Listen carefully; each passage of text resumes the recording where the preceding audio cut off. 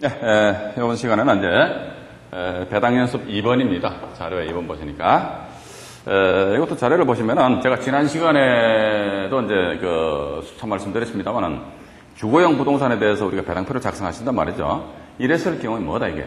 주거용 부동산이다. 그럼 주거용 부동산이니까 주택 임차인이 있을 거 아닙니까? 그럼 주택 임차인 중에서 최우선 변제를 받을 임차인이 누군가? 그것만 이제 우리가 이제 쏙 하면 된다는 거. 그럼 이로써 최우선 변제권자가 누구지? 이것만 딱 여러분들이 이해를 하신다면은 이로써 배당표는 땡 끝이다. 또 나아가서 대항력 있는 임차인이 있다. 이랬을 때 그 임차인이 과연 얼마를 배당받을 것인가? 이것만 우리가 사전에 몇 번은 신경 써가 계산기를 똑똑 두들기 아주 간단하게 끝나버린단 말이죠. 그러고 나서 그 부동산에 대한 정확한 가치 분석. 이것만 여러분들이 뒤따르신다면 아주 간단하게 이런 물건도 이제 입찰을 참여하실 수 있다는 것. 자, 그럼 배당 연습 2번도 보시니까 등기부상의 권리관계 맨 우측에 보시니까 건재당권이 97년 11월 15일자로 설정됐잖아요. 그죠?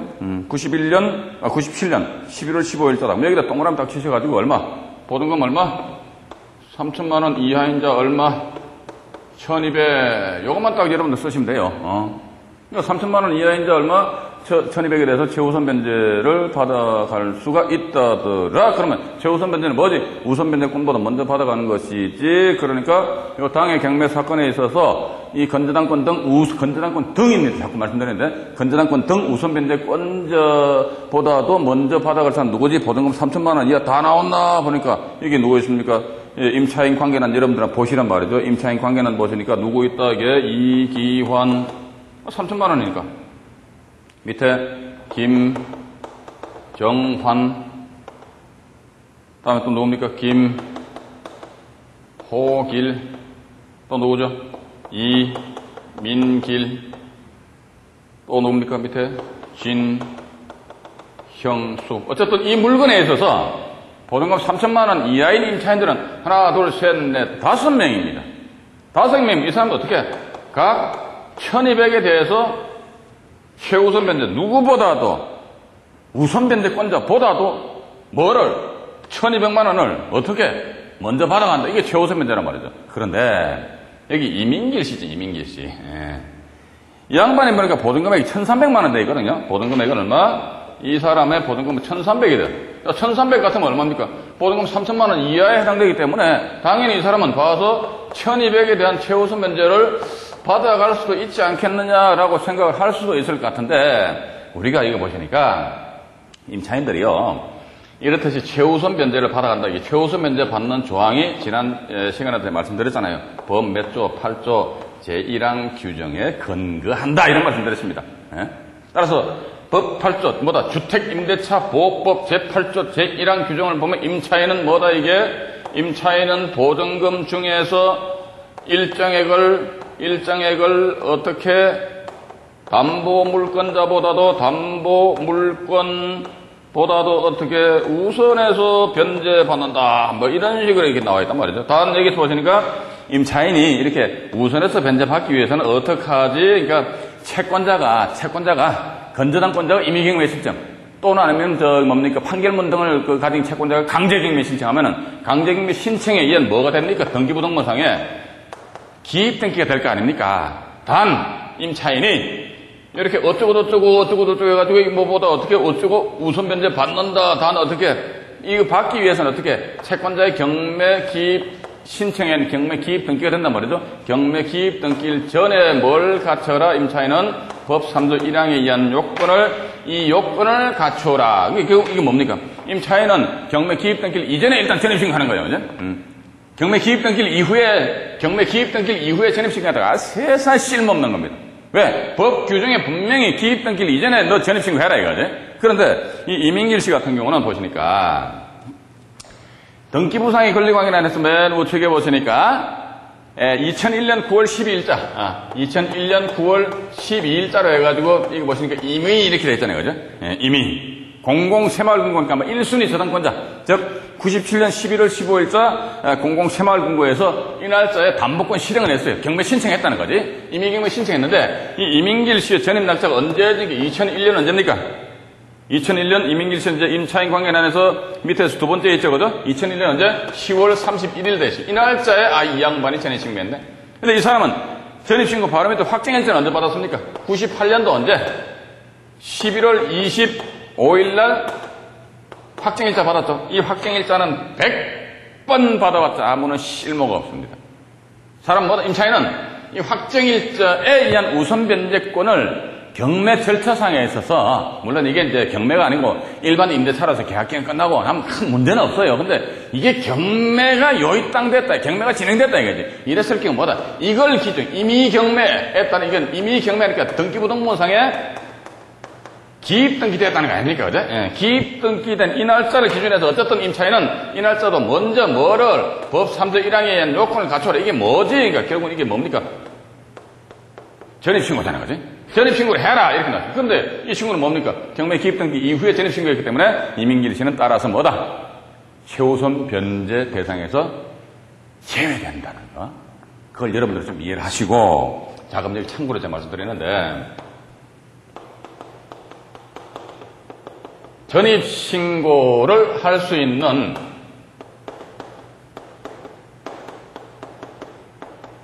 종기. 언제까지 전입신고해야 되냐, 그지? 또 언제? 임차인이 확정일자를 받을 수 있는 언제?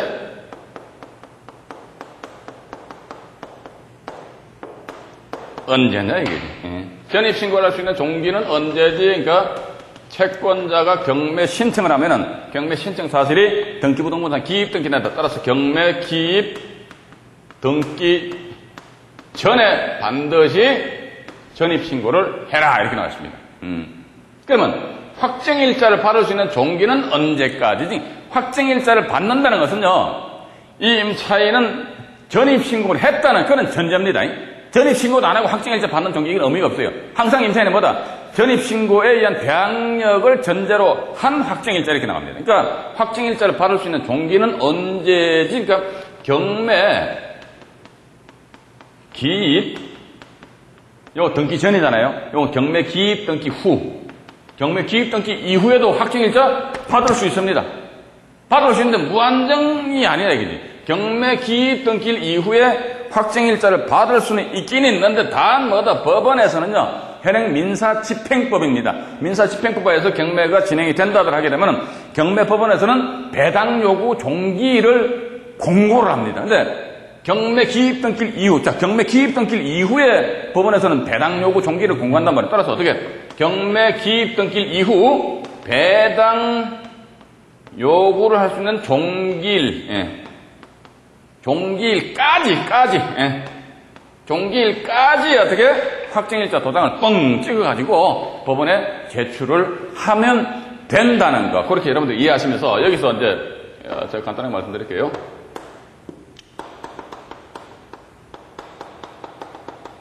경매 기입 등기됐다는 거죠. 자, 그럼 여기 보시니까 임차인이 최소한도 언제까지? 경매 기입 등기 전이니까, 만약 경매 기입 등기일이 8월 6일 날 됐다. 그러면 최소한도 임차인들은 8월 15일 이전에는, 8월 15일 이전에는 전입신고를 해놔야 돼. 그런데 경매 기입 등기일 기준해가지고 통상 한 2, 3개월 전에 집중적으로 전입신고가 된 그런 물건들이 있거든요. 그건 뭐다?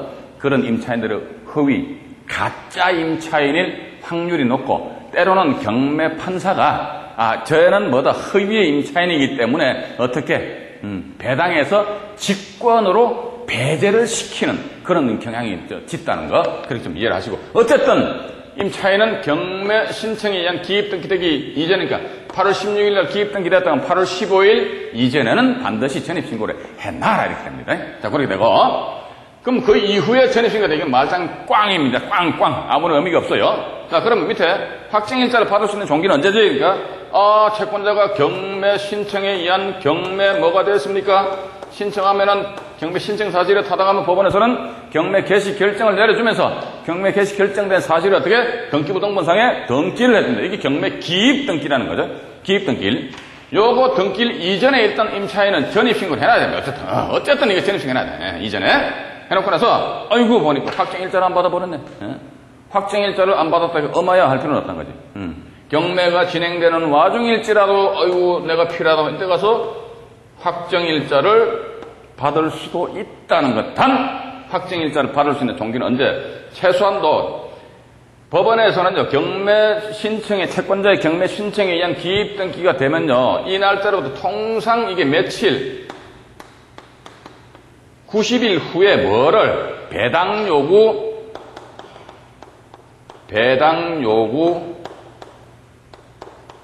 종기를 지정을 합니다. 배당 요구 종기를 지정하는데, 그럼 최소한 확정일자는 뭐? 배당 요구 종기를 예를 들어가지고, 자, 이 사건에 있어서 배당 요구 종기는 언제까지다? 그러니까 8월 16일까지다? 이런 식으로 이제 공고를 합니다. 그럼 어떻게? 임차인은 8월 15일까지 확정일자를 안 받아놔서 그러다가, 아이고, 확정일자를 받으면은 거기에 따른 우선 변제권이 발생된단 말이죠. 확정일자를 받음으로 인해서 우선 변제권이 발생되면은 자기가 배당받을 금액이 그만큼 늘어난다 하게 되면 어떻게? 8월 15일까지 가만히 있다가 8월 16일 아침에 세수하고 얼른 동사무소 가가지고 계약상 확정일자 하나 뚝 받아요. 받아가지고 그 사본을, 카피본을 8월 16일날 법원이 공고한 배당요구 종기일이니까 이때까지 어떻게 권리신고 및 배당요구 신청서 뒤에다가 확정일자 도장이 찍힌 사본 계약서를 첨부해서 법원에 제출하면 된다는 거. 자, 그래서 여기서 이제 전입신고의 종기가 언제냐, 확정일자의 종기가 아니라 요거 이제 아시는 분들은 또 짜증 나실 거라고. 그런데 이 처음 접하시는 분들은요, 요거 조금 구분을 잘 해놓으셔야 된다는 거. 그러니까 전입신고는 언제까지 해야 되지? 그러니까 채권자가 경매 신청에 따른 경매 기입 등기를 전에 해놔야 된다. 왜? 주택임대차 보호법 제8조 제1항 규정을 보니까, 1항 규정을 보니까, 이런 최우선 면제를 받기 위해서는 어떻게, 그 전에 전입신고를 해놔야 된다는 거. 근데 확정일자는 경매 기입 등기 이후에 확정일자를 받아도, 관계가 없다. 그렇게 여러분들이 이해를 하시면서, 이 배당연수 2번도 보시니까 지금 제가 다시 이쪽으로 오시면은, 여기 제가 이제 적어놨습니다만, 이민길 씨는 대단히 안타깝지만 이 사람은 최우선 면제권이 없어요. 그럼 이 사람은 저기 뭡니까?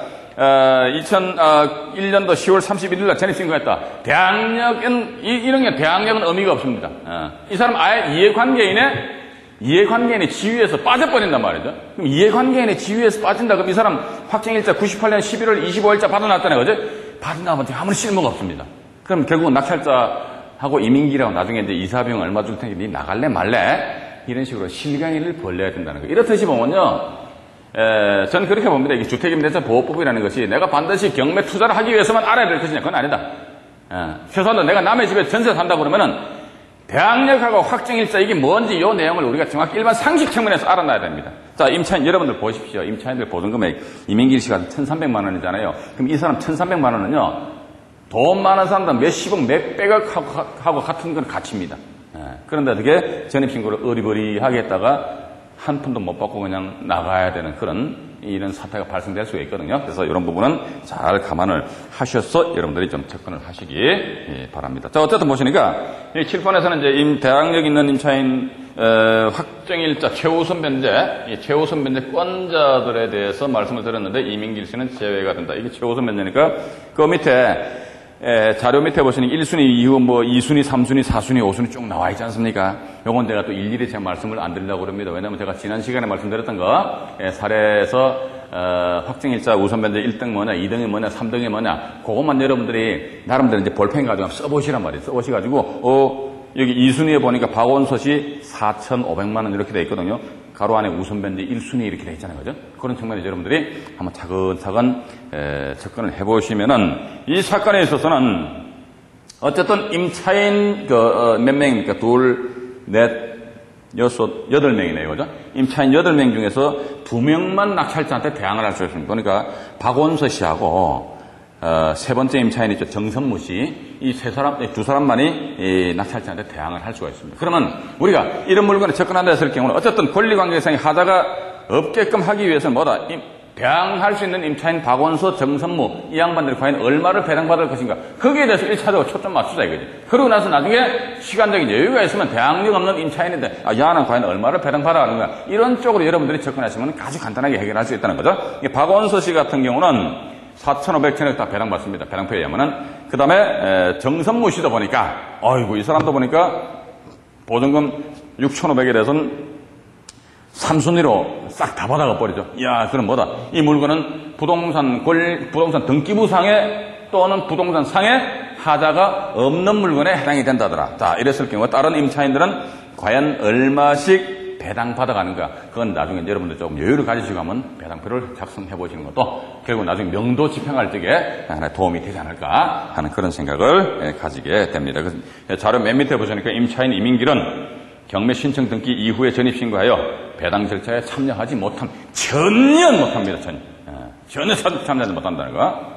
그럼 여기다가 밑에다 화살표 찍 하셔가지고 몇 조의 주택임대차 보호법 제8조 제1항에 근거하여 해서 이 법조항을 여러분들이 하나 적어 놓으시기 바라고. 자, 참고로 또 말씀드리자면은 이민길 씨 같은 경우에 있어서는 배당 절차에 전혀 참여하지 못한다라는 이런 말씀 드렸단 말이죠. 자, 그런데 배당 금액이 넉넉해요. 해가지고 여기에 있는 이해관계자들한테 전부 다 배당해주고 나서도 보니까 일정 금액이 딱 남아있어.